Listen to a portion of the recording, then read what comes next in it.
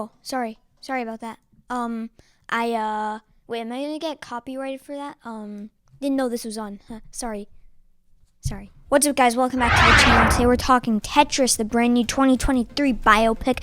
There's so many biopics in 2023. Is this one good? Is it bad? Is it the first Miss Biopic of the year?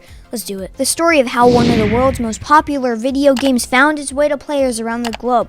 Businessman Henk Rogers and Tetris inventor Alexey Pajitnov joined forces with the USSR, risking it all to bring Tetris to the masses. And when I say risking it all, I mean risking it all, or they mean risking it all, because they will do, or Hank will do whatever it takes to get Tetris. And you know, he kind of, in the beginning of the movie, he kind of just gets introduced to the game of Tetris. He plays it for the first time, and immediately he's just insane about it. He's so crazy about it, and he wants to get it out to everyone in the world. And that's basically what this movie is about. And I'm just going to start off by saying it's a great cast. I think the cast is pretty good. Taron Egerton as Frank is really good. You can feel his empathy for Tetris, and it really works within a story, and you need someone like that to carry the movie, and I think he does a really good job at that. Then you have Toby Jones, the guy that literally pops up in every movie. I'm like, every single movie, you just see him there, and like, bro, you're in everything. Like, can't you just like take a break for once? Well, he doesn't want to, because he's in every single movie, including this one. But also, that's a joke. If someone says, sorry, he's not in every movie, that's a joke. I was just kidding. Come on. You guys know I was just kidding, right? Actually, his character starts out in a bit of a weird position. You don't really know what he's doing here. You feel like maybe he doesn't belong in this situation, and then the story keeps moving on, and he just becomes like a villain who beats people up, and I'm just like so confused about his character.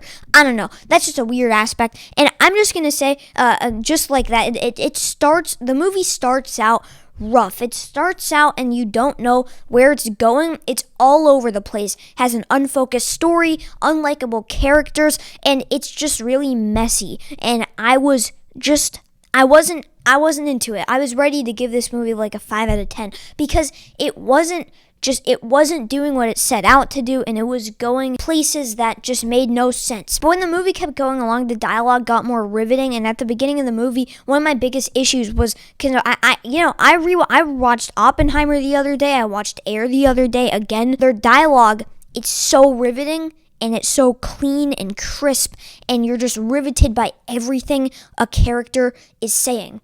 Here, that was not the case, because I found myself being bored at the beginning of this movie because none of the dialogue was that intense or engaging until the story kept going. And when the story kept going, the movie got significantly more interesting, and the dialogue is more interesting, and I could actually connect with the characters more in the second and third acts, because in the beginning of the movie, I just didn't connect with almost anything. Obviously, Taron Egerton, his character Henk Rogers, I could connect somehow, but the other characters, they were such an arm's distance away from me. And then when it kept going, I actually kind of started to relate, especially Alexey. That was a great character. The performance was great, but the villains were something that I could not get around. The villains were cliche, and their subplot, they were really boring and not interesting.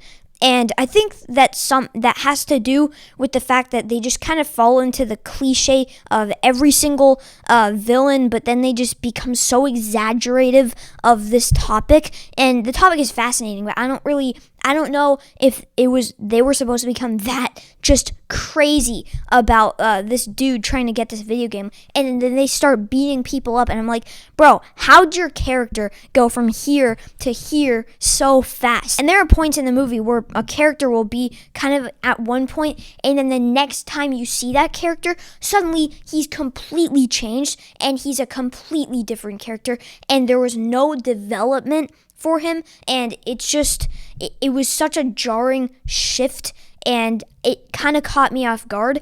But I think I'm being a little too mean, because again, there are things I definitely really liked about this movie. The visual scheme, really good. I really, really enjoyed the visual scheme. It's kind of like Harry Potter and the Half-Blood Prince, but done a little bit better. And there are so many nice video game references, and just like they are going to be so many Easter eggs to other games that will make fans really, really happy. And there are also points in this movie where they're going to go from one setting to another setting, and then they're going to kind of like, when you arrive at that next setting, they have the setting completely in Tetris blocks, and then they just kind of like fall down and you can see the actual thing.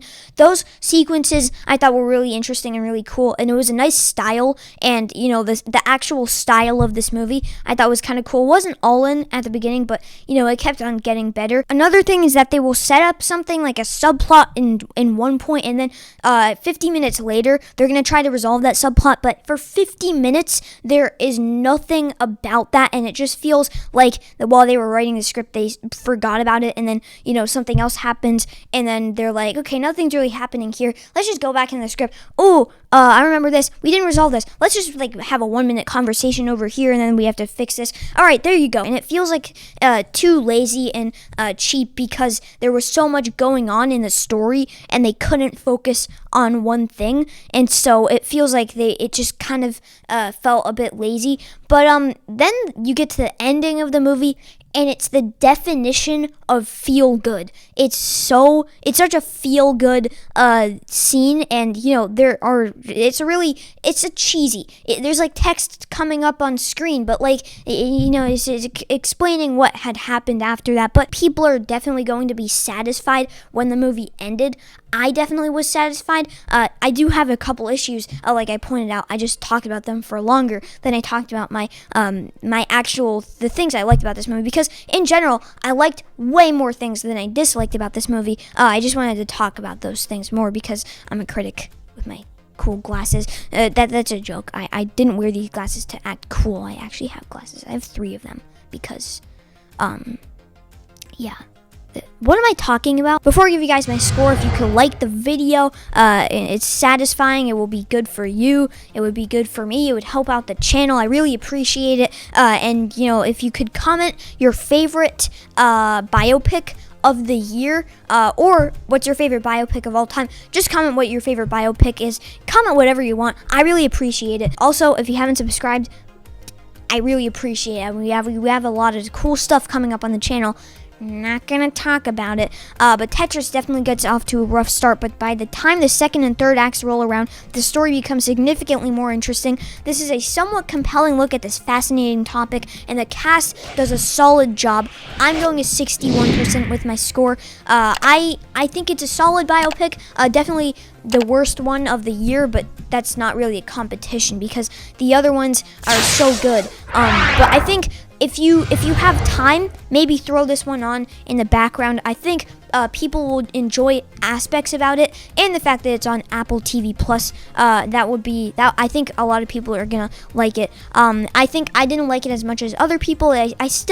I don't think it's like, I'm not negative, I'm still positive, just some things that maybe bog it down a little bit. Regardless, thanks so much for watching, I really appreciate it. If you want to, you can check out my review for My Adventures with Superman, the brand new anime Superman series on HBO and Adult Swim, or now it's Max. I don't understand that. That is disrespectful. Very disrespectful. What are we talking about again? See you soon.